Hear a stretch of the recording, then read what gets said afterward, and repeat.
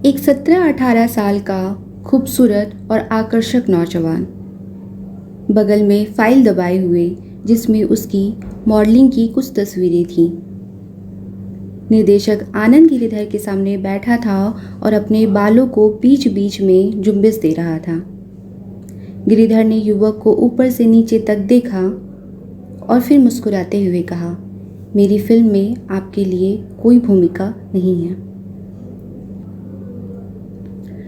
नौजवान मायूसी और नाउम्मीद भरी नज़रों से निर्देशक के कमरे में लगे फिल्मी पोस्टरों को टकटकी लगाए देख रहा था, जहां उमंग की एक रंगीन कहानी बयान कर रही थी।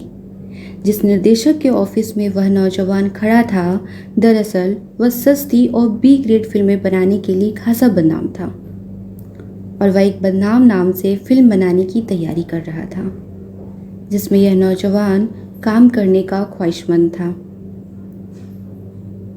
आनंद गिरिधर ने नौजवान से निराशा भरे लहजे में कहा कि वह एक स्कूल शिक्षक की भूमिका के लिए एक परिपक्व अभिनेता की तलाश में है, जिस पर वह फिट नहीं बैठता है। नौजवान सुनते ही तुरंत फाइल खोलकर अपनी तस्वीरें दिखाने लगा। उसने रिक्वेस्ट भरे अंदाज में कहा, यह देखो सर, मैंने 2-3 विज्ञापन में मॉडलिंग की है, उनकी तस्वीरें हैं, आपको ज़रूर पसंद आएगी। यह सुनते ही निर्देशक का ब्लड प्रेशर हाई होने का समय था। उसने गुस्से भरे लहजे में कहा, तुम्हारे चेहरे पे अगर मैं दाढ़ी और मूछें भी लगवा दूंगा तब भी तुम इस किरदार के मुनासिब नहीं हो। जाओ, अगर कोई फिल्म होगी तो बुलवा लूंगा। नौजवान ने गिड़गिड़ाने वाले अंदाज में फिर से कहा, सर मुझे एक ब्रेक दे दीजिए, यकीन मानिए मैं आपको मायूस नहीं करूंगा।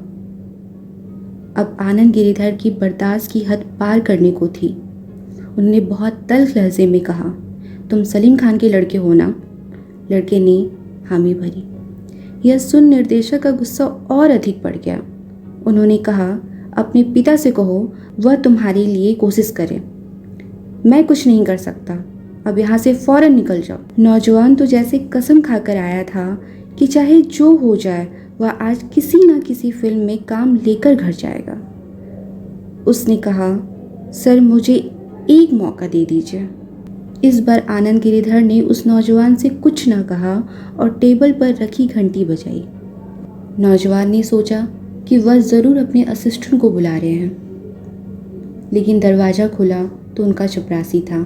चपरासी को देखते ही निर्देशक ने गुस्से से कहा, इसे कमरे से बाहर निकालो, आइंदा से यह आदमी ऑफिस के आसपास भी नहीं दिखना चाहिए। यह सुनते ही चपरासी एकदम से आगे बढ़ा और नौजवान को कंधे से पकड़कर कुर्सी से उठाया और धक्के देकर कमरे से बाहर निकाल दिया।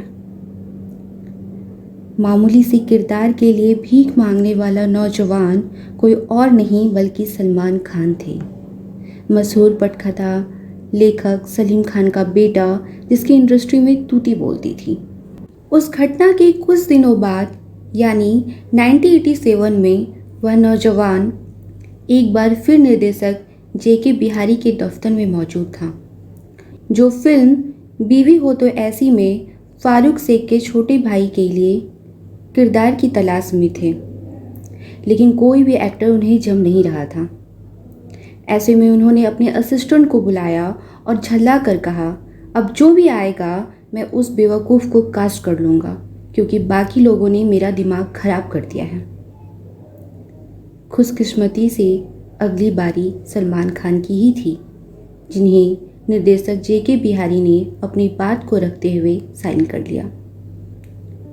सलमान की ख्वाहिश तो पूरी हो गई, लेकिन फिल्मांकन के दौरान उन्हें इस दुख को सहना पड़ा कि फिल्म में उनकी आवाज़ नहीं रखी जाएगी, उनकी जगह किसी और की आवाज़ इस्तेमाल की जाएगी। मगर सलमान खान खुश थे कि कम से कम फिल्म तो मिल गई, लेकिन यह खुशी भी उस वक्त मायूसी में बदल गई जब बीवी हो तो ऐसे की स्क्रीनिंग रुक गई।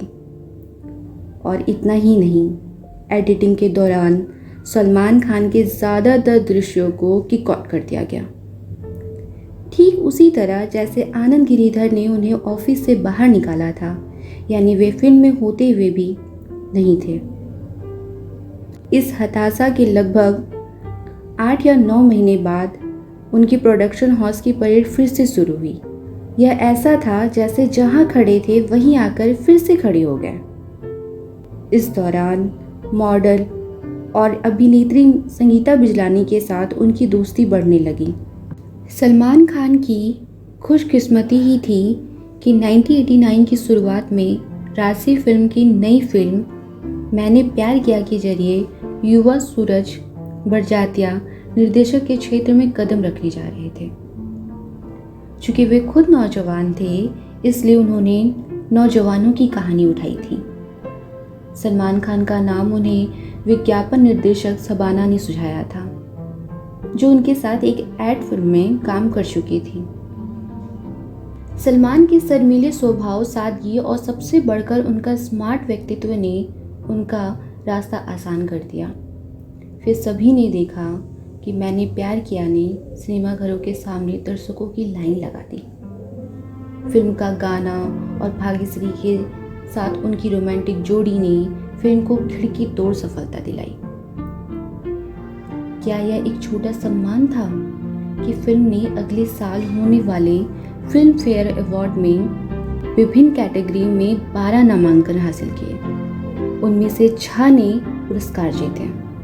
सलमान खान को बेस्ट न्यू कमर का बेस्ट अवार्ड दिया गया, लेकिन मैंने प्यार किया की कामयाबी के बाद भी उनके करियर की गाड़ी पटरी पर नहीं दौड़ी। सलमान खान इस फिल्म के बाद सुपरस्टार तो बन गए थे, लेकिन कमोबेश 11 महीनों तक उन्हें किसी भी फिल्म में कास्ट नहीं किया गया। वे ज़हनी तौर पर परेशान रहने लगे। जैसे जैसे समय आगे बढ़ रहा था, मायूसी और निराशा की परछाई और गहरी होती जा रही थी। ऐसे में उनके पिता सलीम खान ने एक फिल्मी चाल चली। रमेश सिप्पी के पिता जेपी सिप्पी से उन्होंने कहा कि वे सलमान खान को लेकर एक फिल्म बनाने का ऐलान करें। बस उन्हें करना ये है कि मीडिया को बताना है कि वह सलमान खान को लेकर काम कर रहे हैं। उस वक्त सिप्पी का फिल्मी दुनिया में एक बड़ा नाम था।